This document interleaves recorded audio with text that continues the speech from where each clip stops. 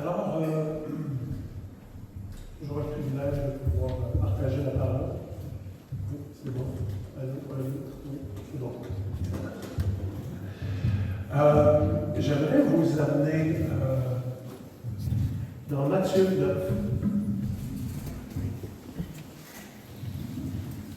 Un texte qui n'est pas nécessairement si évident que ça. Matthieu 9, 14 à 17. On va lire ça ensemble. Quelle page? Ça dépend des Bibles. Voilà. Seigneur, premièrement, on veut juste te remettre ce temps de réflexion, de méditation sur ta parole et te demander vraiment de bénir, de toucher nos cœurs et de faire la lumière dans nos vies. Ta parole n'a pas besoin de lumière, c'est nous qui en avons besoin. Ta parole est la lumière, mais nos cœurs sont souvent remplis de ténèbres, égarés, et on veut vraiment te demander de venir faire la lumière dans nos cœurs. Merci Seigneur. Amen. Le texte nous dit: alors les disciples de Jean vinrent auprès de Jésus. Puis là, ça serait peut-être intéressant de... Ouais, on va recommencer un petit peu avant. Juste au verset 10, mettons. Comme Jésus était à table dans la maison, voici beaucoup de publicains et de gens de mauvaise vie. Wesh. Pas beau. Et de mauvaise vie vinrent se mettre à table avec lui et ses disciples. Les pharisiens virent cela et dirent à ses disciples: pourquoi votre maître mange-t-il avec les publicains et les gens de mauvaise vie? Il était un petit peu outré, si on peut le dire comme ça.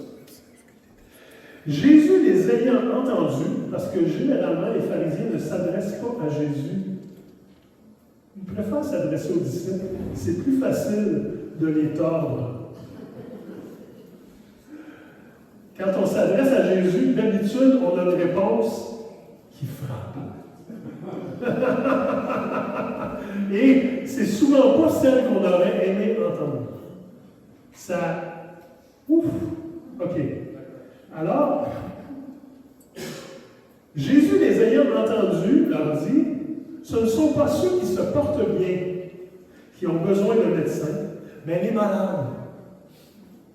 Allez et apprenez ce que signifie « je prends plaisir à la miséricorde et non au sacrifice, car je ne suis pas venu appeler des justes, mais des pécheurs. »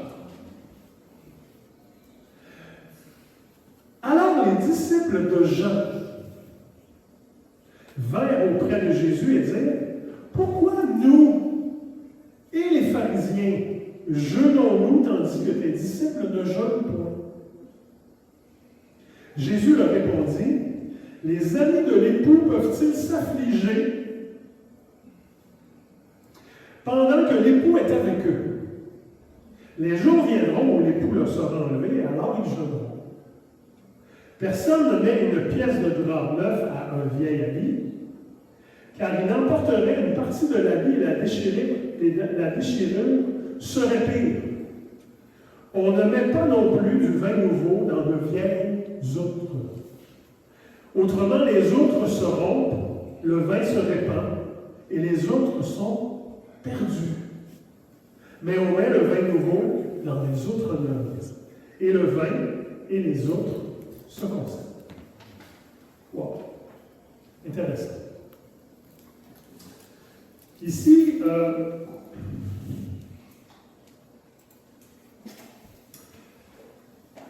la question est un peu étrange si on comprend ce que c'est le jeûne et la prière. Comment les disciples de Jean et les pharisiens savent que les autres ne jeûnent pas. Comment on fait pour savoir ça? C'est pas si évident que ça quand on pratique le jeûne correctement. Dans le secret et le silence. Alors que ce que c'est en train de montrer, c'est que ces gens-là le faisaient publiquement. Devant tous. Pour que tous les voient. Je prie, je jeûne. Et il le faisait, savez-vous combien de fois? 2 fois par semaine. Publiquement. Devant tous. Au temple. Et on s'arrangeait. Finalement, on décrétait les journées, on disait, cette journée-là, tout le monde jeûne, ou tous les vrais, les religieux, ceux qui sont justes, vont jeûner cette journée-là. Et là, c'est facile à partir de là de savoir ceux qui jeûnent et ceux qui ne jeûnent pas. Parce que le règlement est assez clair. C'est ça qu'on veut, ceux qui ne le font pas, ne font pas correct. Donc, en réponse à cette question, Jésus répond par 3 images, 3 analogies qui viennent nous donner beaucoup de définitions. Beaucoup de définitions. C'est vraiment intéressant. Et je suis convaincu que les disciples de Jésus sont un peu perplexes à entendre le sujet, parce qu'en réalité, eux autres ne sont pas là-dedans, pas vite. Ils ne sont pas dans cette pratique. Jésus ne leur a pas enseigné la religion. Pas en tout. Il leur enseigne la communion avec le Père. La relation avec Dieu, libre, réelle, dans la vérité. La religion, ça jure avec ça. Un petit peu. Ça peut être dur. Ça peut clasher. Alors, probablement que les disciples de Jean et les disciples de Jésus se regardent un petit peu les uns les autres en se disant, comment ça que nous, on suit Jean, vous suivez Jésus, puis on ne comprend pas les affaires de la même manière. Et les pharisiens, d'autant plus. Il y a quelque chose qui clash. Et dans le fond, à ce stade-ci, ça serait important, ça serait même très, très intéressant de réaliser que la loi parle du jeûne, mais savez-vous où est-ce qu'elle le place, le jeûne? Comme un commandement, le jour de l'expiation, 1 fois par année. Ça, c'est le jeûne prescrit dans l'Ancien Testament. Pourquoi? Pour prendre conscience de l'expiation. Ça va prendre une expiation. Et les sacrifices qu'on fait sont en prévision du futur sacrifice qui est à l'image. Ces sacrifices-là sont à l'image de ce que ça devra être, le grand sacrifice Jésus-Christ. Pour se rappeler, et la loi, c'est à ça qu'elle sert. C'est un pédagogue pour nous montrer qu'on est pécheurs et pour, finalement, nous montrer que quand on pêche, il y a un prix à payer. Il y a quelqu'un qui va devoir payer un prix. Si ce n'est pas moi, ça va être un animal sur l'autel. Ou un Dieu sur l'autel. C'est ça qui se passe. La seule prescription, c'était 1 fois par année. Alors que les pharisiens avaient ajouté dans leur système, avec beaucoup de bonne volonté, on veut en faire plus que Dieu en demande. On ne s'arrête pas à ce que Dieu demande, on en fait plus. Parce qu'on est religieux. Parce qu'on est meilleur que Dieu. Oh oui! Les pharisiens étaient tellement meilleurs que Dieu qu'ils sont capables de reprendre Jésus sur tout ce qu'il dit et tout ce qu'il fait pour le prendre au piège. À la limite, ça devient complètement démoniaque.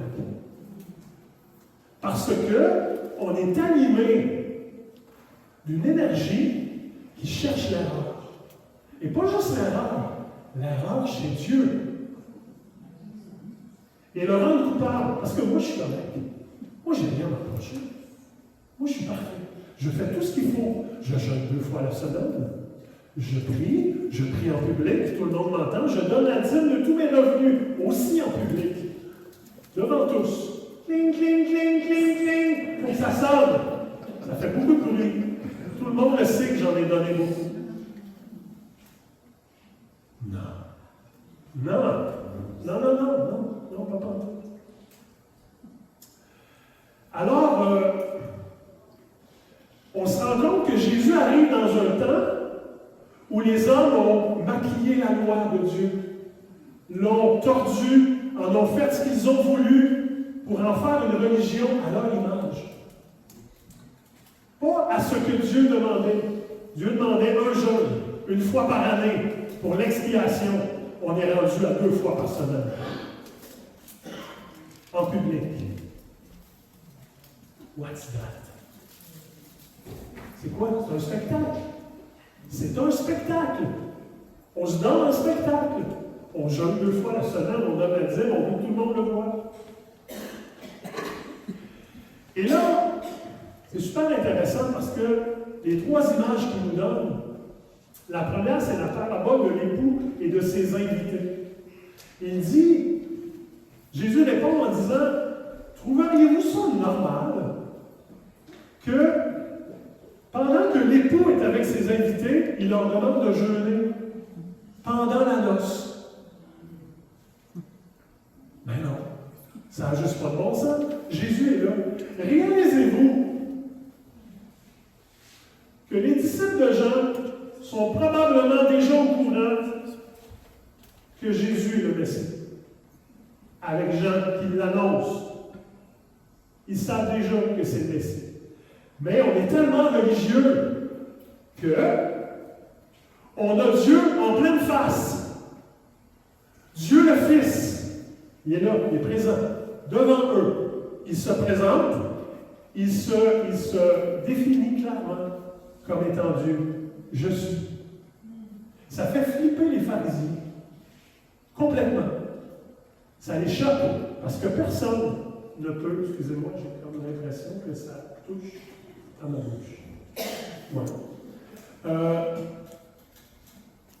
Personne ne peut se prétendre Dieu. C'est un péché extrêmement grave de le faire. Mais si c'est Dieu qui le dit, ah ben là, on a peut-être une autre version. Si c'est Jésus lui-même qui est devant eux, il est Dieu, il est le Fils. Mais eux autres, dans leur religion, ils veulent jeûner quand même. Tu jeûnes quand l'époux est parti. Tu jeûnes quand... Et l'époux est là. Il est avec eux. C'est un moment extraordinaire. C'est pas le temps de jeûner. C'est pas le temps de jeûner, c'est le temps de profiter de la présence du Seigneur au milieu d'eux qui est en train de les enseigner dans quelque chose d'extrêmement profond. C'est pas le temps de jeûner. On ne jeûne pas par religion, on jeûne par besoin. C'est pas une pratique qu'on met dans notre vie en disant « je jeûne 2 fois par semaine ». C'est un moment où je dis « OK, je pense que là, je suis rendu à quelque part où j'ai besoin de ça ». Ça n'a rien à voir avec la religion.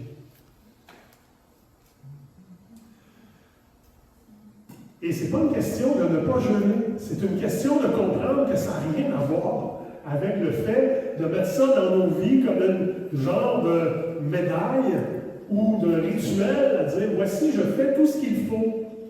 Ben, je suis désolé, mais on pourrait tous se disqualifier dans tout ce qu'on fait.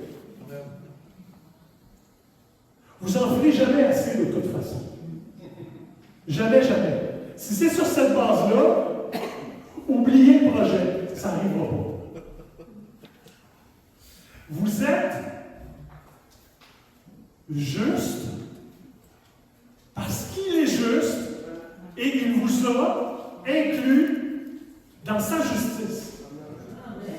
En dehors de ça, faites tout ce que vous voulez, ça donnera 0 puis une barre. Rien du tout, point final, rien d'autre. Il n'y aura que la justice qui produira aussi chez nous, par la foi, la sanctification, qui nous permettra de réaliser qu'on est ses enfants et qu'on a ce nouveau désir, vin nouveau dans les nouvelles œuvres. Ça ne se passera pas dans la religion qu'on essaie de patcher. Ce ne sera pas possible. La deuxième image qu'il nous donne, c'est la déchirure d'un vêtement. On met une patch. Et savez-vous ce qui va se passer? Le nouveau morceau qui n'a jamais rétréci, parce qu'il est flambant neuf, sur un vieux tissu qui a rétréci depuis très très longtemps. Quand vous allez l'apposer, vous allez le laver, vous allez le ressortir, le morceau va avoir shrinké. Rapetissé, il va faire quoi? Déchirer tout le vêtement que vous aviez réparé. Ça ne donne rien. Vous ne pourrez pas corriger. Le Seigneur n'est pas venu pour ça.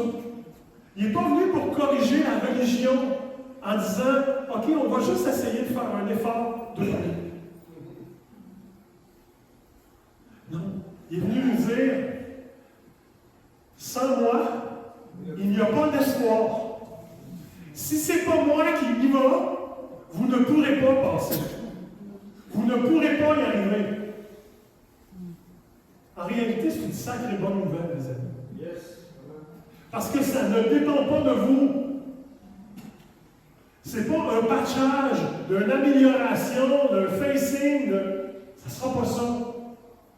On ne pourra pas y arriver.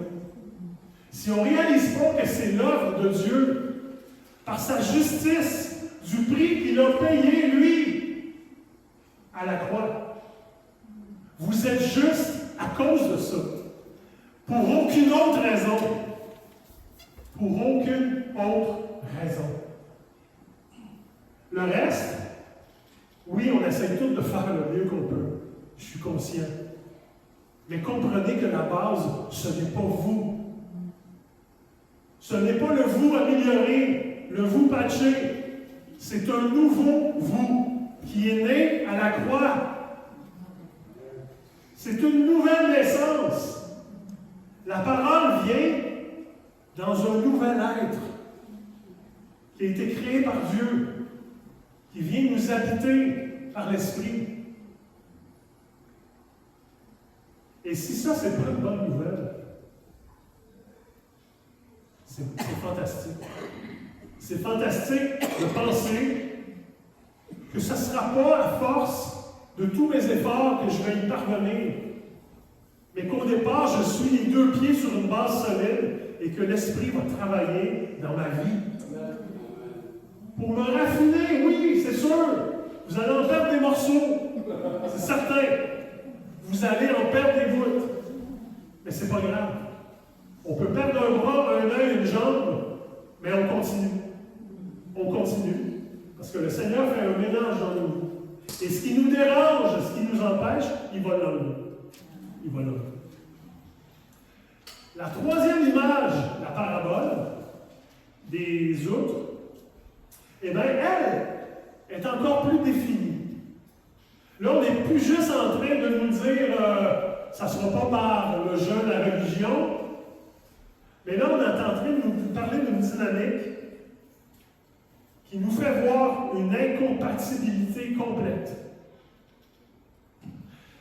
On va prendre l'image qu'il nous donne et réaliser que les outres, ce n'est pas un vase en terre. Là.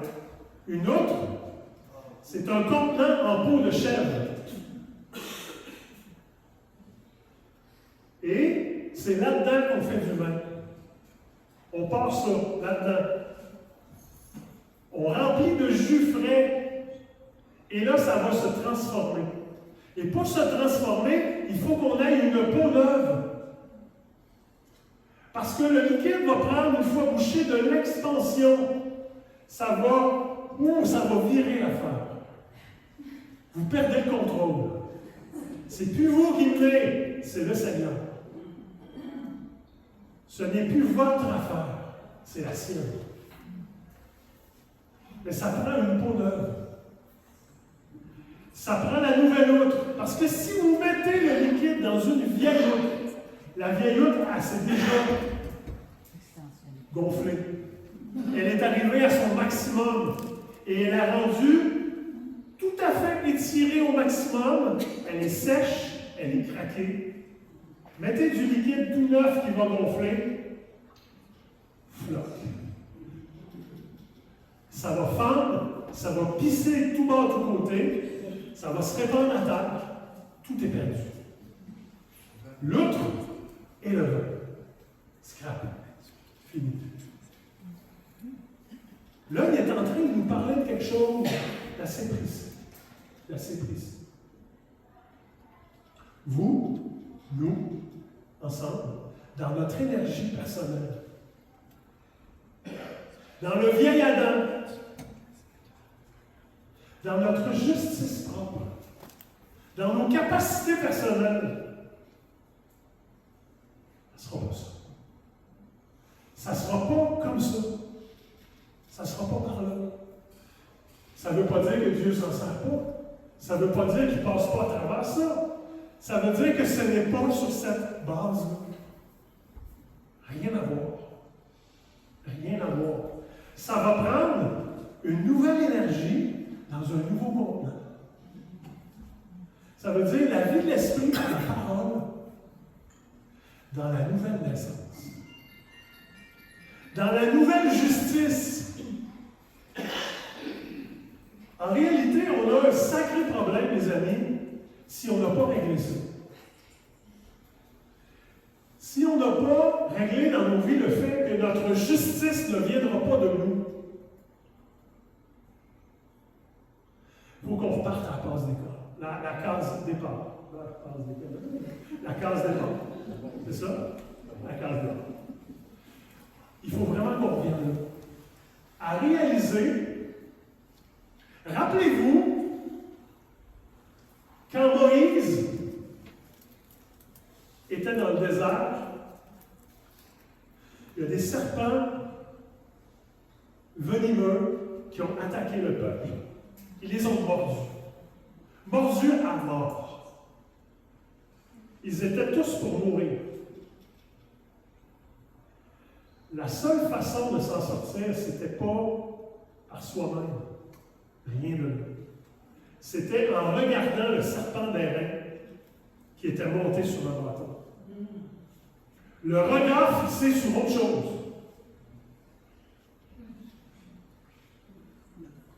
Par ces meurtrissures, nous sommes guéris.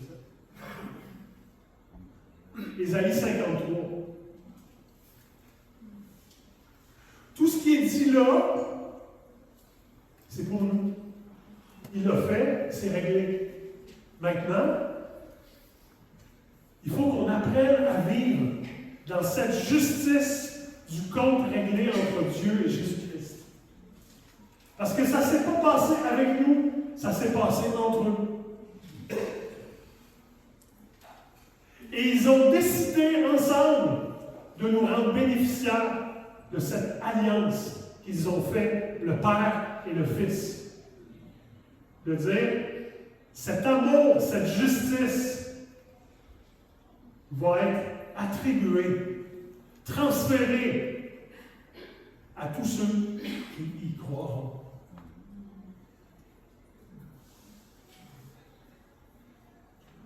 C'est tout.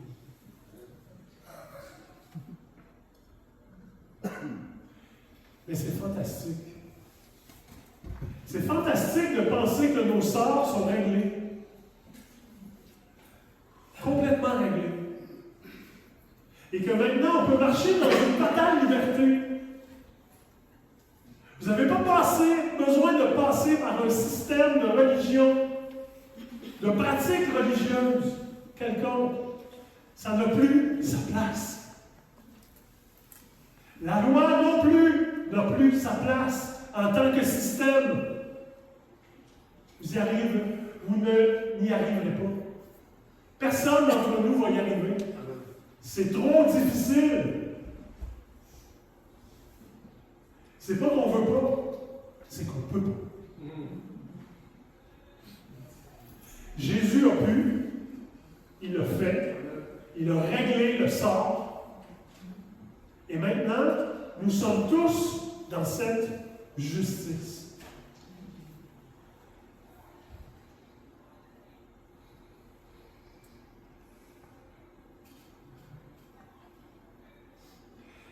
Romains 5, 18 nous dit ainsi donc, par une seule offense, la condamnation a atteint tous les hommes.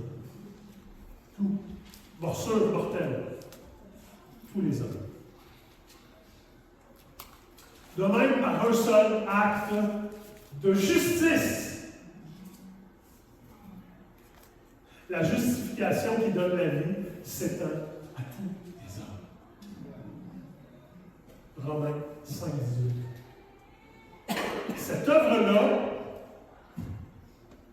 elle a été faite par Dieu. L'homme ne l'a pas touché, ne l'a pas corrompu. Mais il nous invite dans cette œuvre-là à juste entrer comme des invités. J'ai reçu cette justice. Je suis aujourd'hui, je me place les deux pieds sur le rocher, je suis entièrement juste. Dieu me déclare juste. Il me voit comme juste. Il me traite comme juste. Et je peux marcher dans cette totale liberté maintenant. Pour profiter d'une communion avec Dieu qui est entièrement restaurée. Cette relation, elle est disponible, possible. Je peux m'adresser au Père et il m'entend et il me traite comme son fils et comme sa fille. Amen. Amen. C'est par grâce que vous êtes sauvés, par le moyen de la foi. Et cela ne vient pas de vous, c'est le don de Dieu. Cela ne vient pas de vous, c'est le don de Dieu. Ce n'est point par les œuvres, afin que personne ne se glorifie, car nous sommes son ouvrage, ayant été créés en Jésus-Christ pour de bonnes œuvres, que Dieu a préparées d'avance afin que nous les pratiquions. Mais savez-vous ce qui est le plus outrageant pour Dieu? C'est pas que l'on soit encore des êtres faibles qui, à l'occasion, vont encore prendre des mauvaises décisions, faire des mauvais choix et pécher. Dieu est bien au courant de ça. Et c'est pas que ça lui plaît, c'est qu'il a accepté de payer. C'est différent. Et savez-vous ce qui le blesse le plus? C'est qu'on choisit de trouver autre chose comme justice que celle que Dieu nous a fournie. Qu'on choisit que ce soit nous, notre justice. Qu'on le fasse par nous-mêmes. Qu'on s'appuie sur nos forces, nos capacités. La religion, un système, une philosophie, alors que Dieu dit non. Ce ne sera que par cet acte que j'ai fait à la croix du Calvaire. Point final. La croix et rien d'autre. Rien d'autre. Et quand nos regards sont fixés sur autre chose que la croix, comme justice et comme espérance, bien c'est là que le cœur de Dieu est vraiment blessé. Le cœur du Père est blessé parce que le prix a été payé. Ça a coûté un prix énorme au Père et à Jésus-Christ. Alors qu'on bafoue cette justice en disant « Non, non, moi je suis capable. Je suis juste. Je fais tout ce qu'il faut. » Tristesse, erreur. Ce prix a été payé et on doit s'accorder avec Dieu sur cette alliance que Dieu a faite, le Père avec le Fils. Et vivre dans cette justice. Et vivre dans cette justice, J'ai plus rien à prouver maintenant. Je peux vivre dans cette liberté, que je ne fais pas les choses pour montrer aux gens, que je ne fais pas les choses pour essayer de me montrer d'une telle manière. Je le suis. C'est réglé. Je n'ai plus besoin de ça. Je peux vivre dans cette liberté, dans cette complète liberté que le Seigneur me donne. Et c'est magnifique. C'est magnifique. C'est fou comment ça peut vraiment nous dégager, enlever le poids, le fardeau de ce que je dois faire ou pas faire. Si vous êtes dans le bien et le mal constamment, vous êtes juste à côté. Soyez dans la communion et soyez dans le message. Le commandement de Jésus-Christ, il est simple. Il le résume en 2 phrases. Toute la loi et les prophètes sont résumés par ceci.